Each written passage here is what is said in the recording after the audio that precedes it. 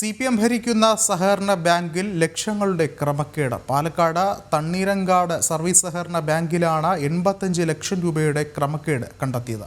Bank ജീവനക്കാർക്കെതിരെ സഹകരണ രജിസ്ട്രാറുടെ പരാതിയിൽ കുഴൽമന്ദം police കേസെടുത്തു.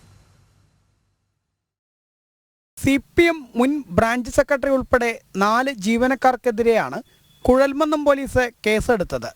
ആലത്തൂർ സഹകരണ അസിസ്റ്റന്റ് രജിസ്ട്രാറുടെ പരാതിയിലാണ് കേസ്. സഹകരണ രജിസ്ട്രാറുടെ ഓഡിറ്റിലാണ് ക്രമക്കേട് കണ്ടെത്തിയത്. തണ്ണീരങ്കാട് സർവീസ് സഹകരണ ബാങ്കിന്റെ ഉടമസ്ഥതയിൽ ചുങ്കമന്നത്ത് പ്രവർത്തിക്കുന്ന നീതി സ്റ്റോറിന്റെ മറവിലാണ് ക്രമക്കേട് നടന്നത്. 2021 ഡിസംബർ മുതൽ 2024 മെയ് വരെയുള്ള കാലയളവിൽ ബാങ്കിന് 85,04,637 രൂപ നഷ്ടമുണ്ടാക്കിയെന്നാണ് കണക്ക്.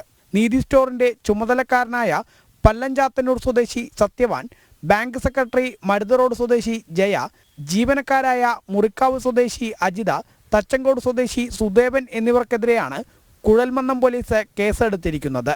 ജനം, പാലക്കാട്.